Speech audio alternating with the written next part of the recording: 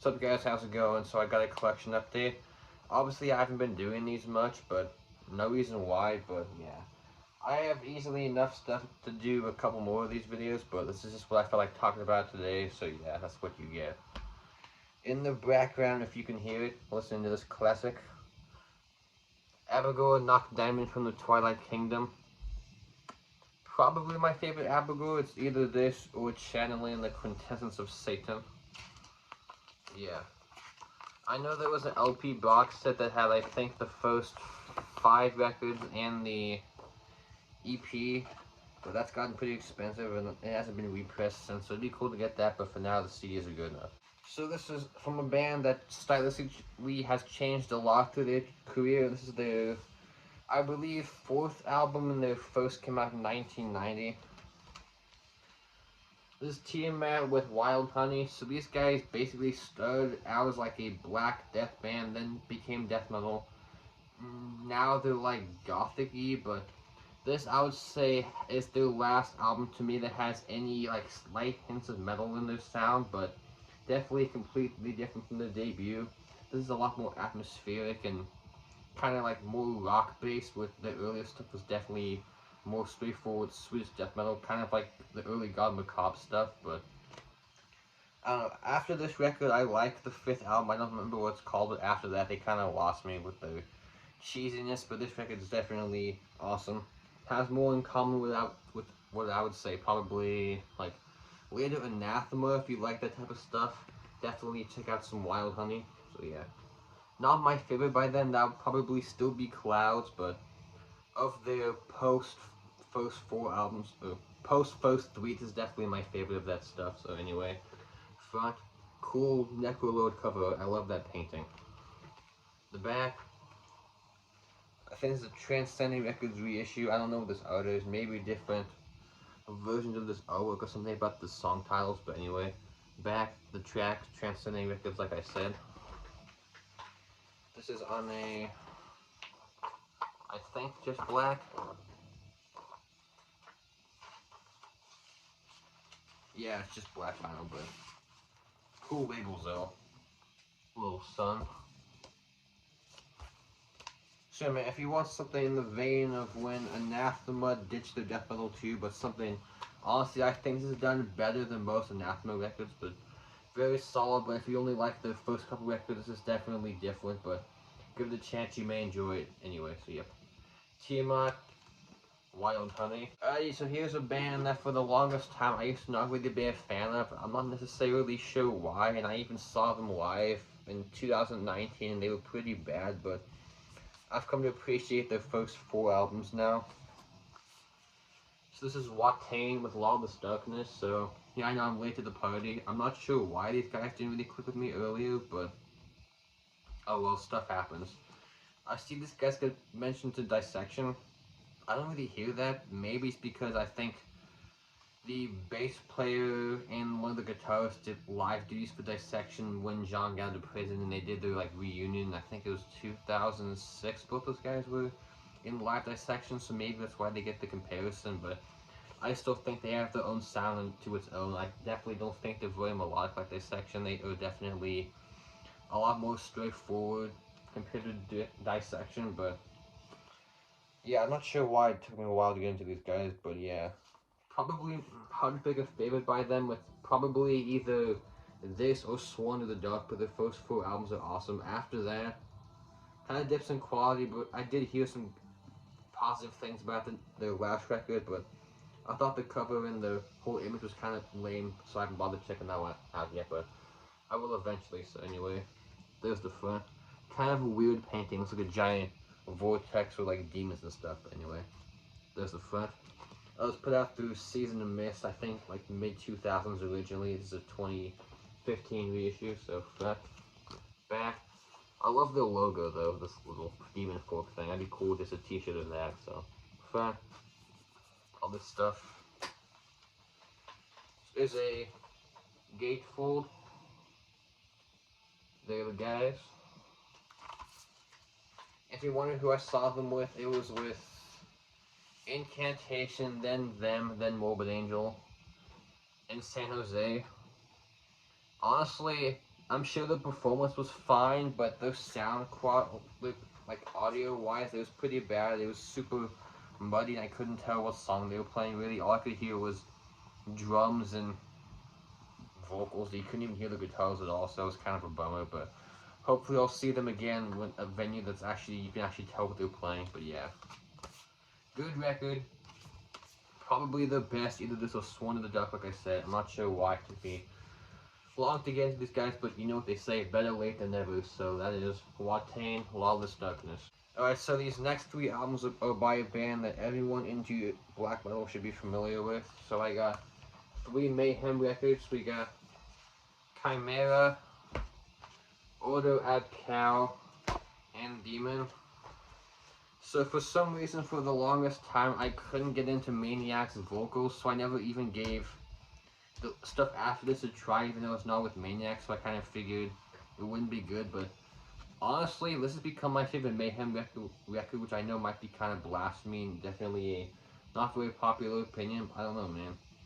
If you're only familiar with like the first record, they kind of changed a lot after De Mysterious, at least for me. They became more like, not atmospheric, more like kind of avant-garde almost. There's some like pretty twisted, very unique sounding riffs that I've never heard them do like prior to that, and they kind of done the same thing. Like since probably this record, they definitely kind of found a style and stuck with it. Except Daemon, but I'll get to that in a second. But anyway, almost like some blue-ass Nord type, like super like evil sounding, twisted, dark riffing I hear on this one, which even Noir, Blasphemies' first band, they were very unique for this style, so it's not surprising considering he was the guitarist on these 2 records. But anyway, front, back, track listing, put out through Season of Mist, 2004 originally, but this is I think like a 2017 pressing. So if you only like De Mysterious, you probably won't like this. It is definitely a different band. Honestly, since like Wolfslayer Abyss, I've argued they've been pretty different, but I definitely appreciate the change in pace. I'm honestly not a big fan of De Mysterious, but these 3 I think I like. Well, I know this and Ordo, Chao I probably like more than De Mysterious, which I know another unpopular opinion, but I don't know, man. I appreciate it when bands change up the style and don't just do the same stuff over and over again. But yeah. So that is Chimera. Ordo, Chao. This is my least favorite of the 3, but it's still very solid. This one I would say is even more dark and twisted than Chimera. So if you want Chimera, go into the next level and even like rawer. But this is the return of Attila, so definitely different vocal-wise. But he's my favorite vocalist from Mayhem, so yeah, probably, but that's the only thing that could have made Chimera better is if it had Attila instead of Maniac, but that's just me nitpicking. So anyway, front, this and Chimera definitely make a good pair, so if you like one, if you haven't heard the other, you'll probably enjoy both, so there's fun of that. Back, again, Season of Mist, 2007 originally, I think a 2018 pressing of this one. Kind of a waste of a gatefold if you ask me, but oh well. This was just on clear. Chimera was just on black, so I didn't bother pulling that one out.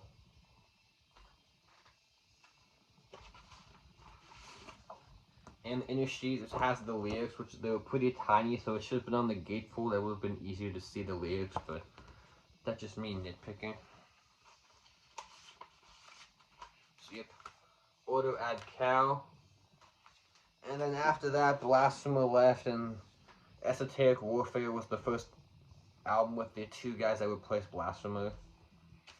And then Daemon, I would argue this is definitely a little bit different than the previous 3, but for me, this is, I think, the most normal since De Mysterious, which makes sense because I think they had been touring, playing only De Mysterious for like 3 years straight when they wrote this record, so it's, I guess you could say, kind of the follow-up to De Mysterious, like style-wise, but I still hear a little bit more unique riffing than that record, but it's still not as, it's not as crazy and chaotic as Ordo or Chimera or Esoteric. Definitely more straightforward and streamlined, which I saw an interview with one of the guitarists, and they said that was the deal, to go back to making a more simple approaching record, because they just wanted to do something, I guess, back to basics, but oh well.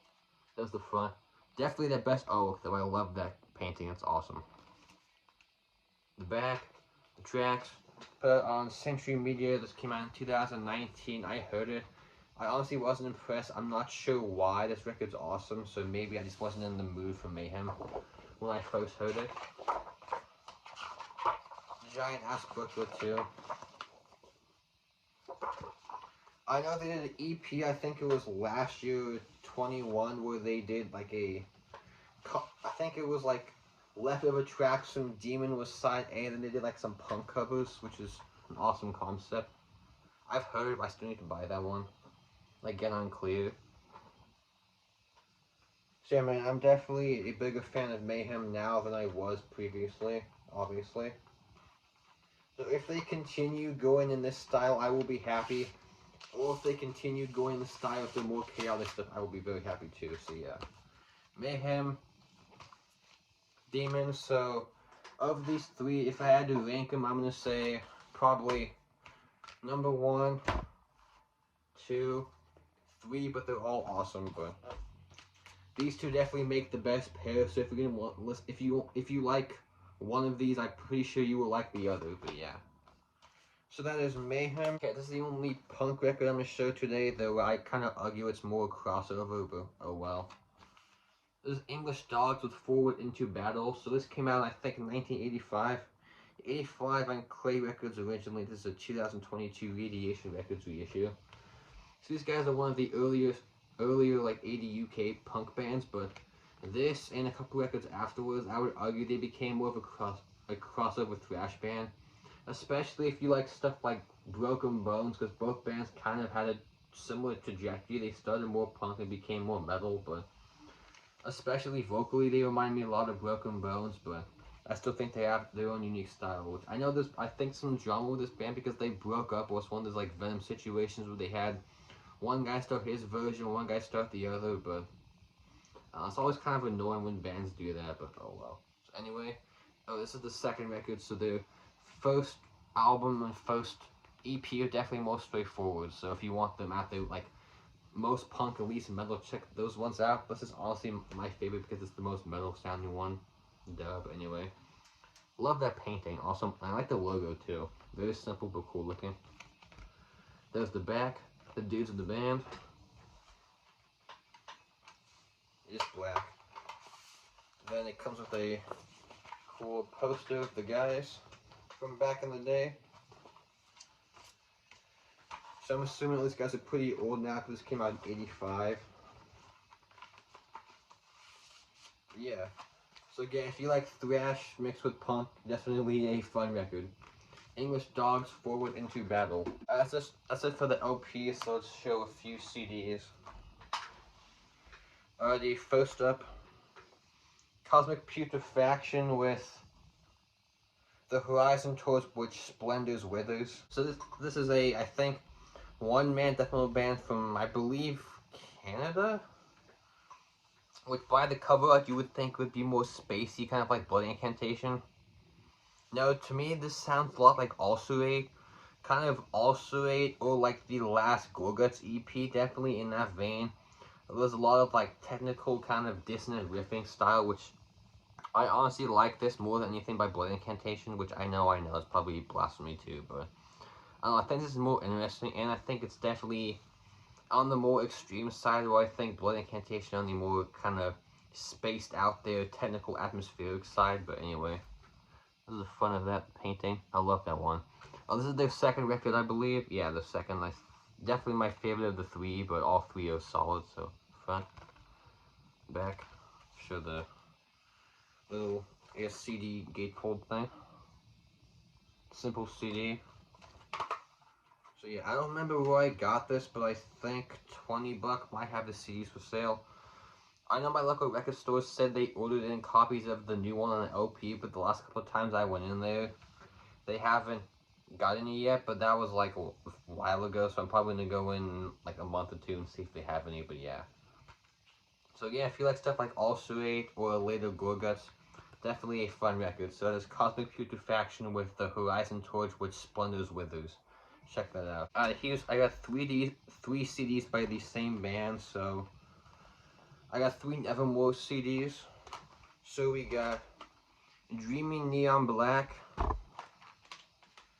Enemies of Reality, and this Godless Endeavor. So of these three, honestly, my favorite is definitely this one. These two were good also, but my problem with, I think, both of them is well, especially this one, it starts off great. Some of the middle songs are kind of and it ends great, like the song Born, My Acid World, Final Protection, and the title track are all great. The rest of the songs, not bad, just kind of not as memorable as the rest of the record, but still very much enjoyable, so obviously that's why I bought it. And this is their second to last record, the album after this. No bueno. You could just tell they weren't feeling it anymore. They were kind of out of steam after this record, but oh well. And then Dreamy Neon Black. For a lot of people, their best record, not my favorite. That's definitely Dead Heart and the Dead World is easily my favorite Nevermore record, but that's just me. So I think this is their third record, yeah, 1999. So this is the one right before Dead Heart. And this is 2003, so this is the one after Dead Heart, because Dead Heart was 2000, but yeah. This used to be my favorite Nevermore, but Dead Heart dethroned it. It's probably my second favorite in their discography, but yeah.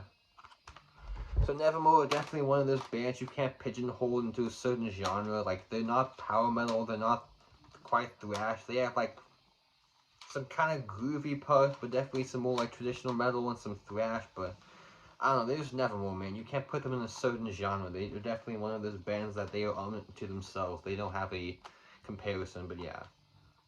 Awesome records. I think I'm only missing, I think the first two and the last one, but the last one I'm not really a big fan of, so I'll get the first two though, so yeah.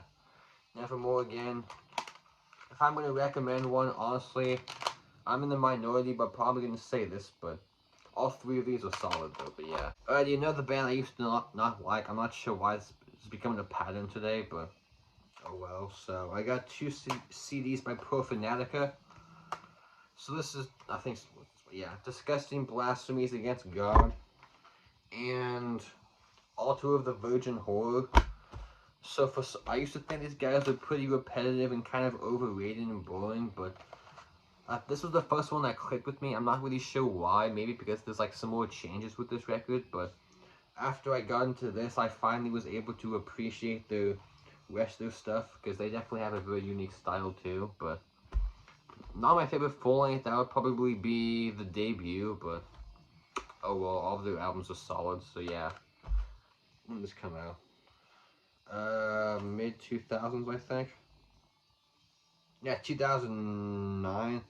It says recorded during 2009, doesn't, yeah, it says 2010, okay, so 2010 this one came out, 2018, but what's included on this is it has the actual album, and then disc 2 is a live 1992 show, so anyway, there's the front. And if you're familiar with US black metal, Profanatica are definitely one of the more popular bands in the old scene. I say old because they've been around for a while, but their first album wasn't until 2006 because they broke up for a while for some reason. Yeah. Awesome record, but not my favorite. And then the Altar of the Virgin Horror EP. So basically, I'm not going to say they're a one-trick pony, but if you hear one of their albums, you've kind of heard them all, which necessarily isn't a bad thing, but I can see why people after a while say, you don't need them all, but oh well.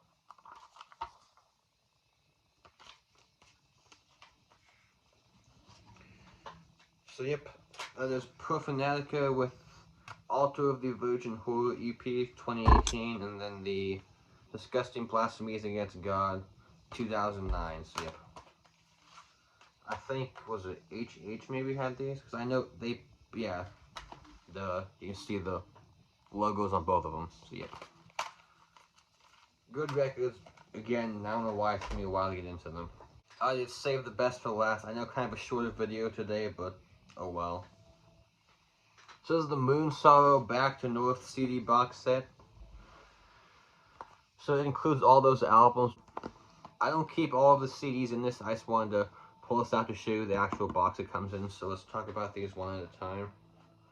It doesn't have their debut, unfortunately, which that album's kind of hard to find, so maybe they couldn't get the rights for some reason, even though these were all put out on the same label originally, so I'm not sure what the deal was, but anyway.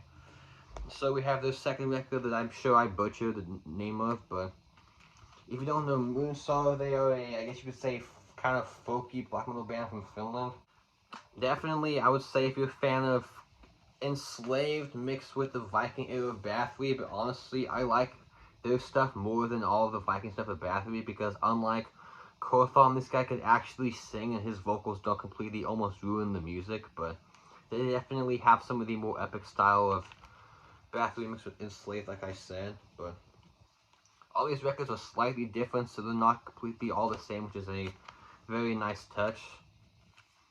So of all the records, I would say this is the most straightforward, but again, they use some weird, like, instruments that are very not typical for your average black metal band. Like, they use some very, like, old school style folky instruments that you would hear in old school Finnish folk music, which is very unique for black metal.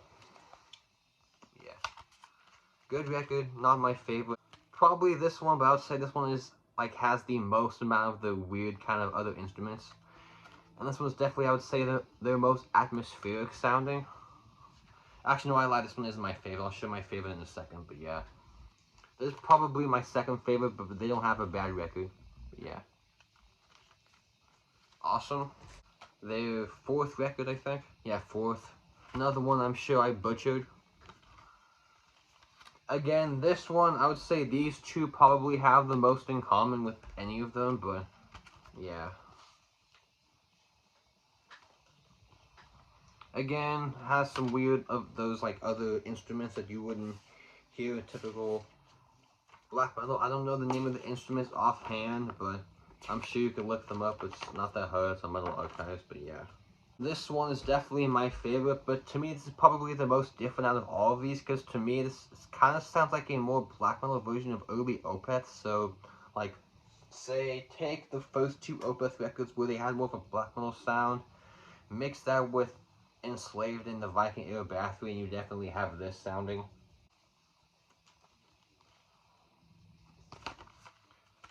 Great stuff. So if you're a Opeth fan, you want something kind of in that style but more black metal sounding, this is definitely the one I suggest. Awesome.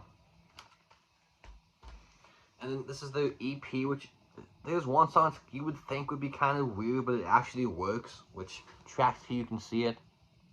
Yep, they covered For Whom the Bell Tolls by Metallica, but the way they did it, it almost sounds like an original song. They made the song a couple minutes longer and made it definitely sound like a original track that they did it, so it's almost like a Bathory song, sort of. Like, it hardly even sounds like the Metallica song, so it's definitely a good example of a band covering a song, but actually doing a good job making it their own, not just trying to do what the band did originally note for note, because there's no point covering a band's song if you're just gonna basically do what they did originally, but yeah.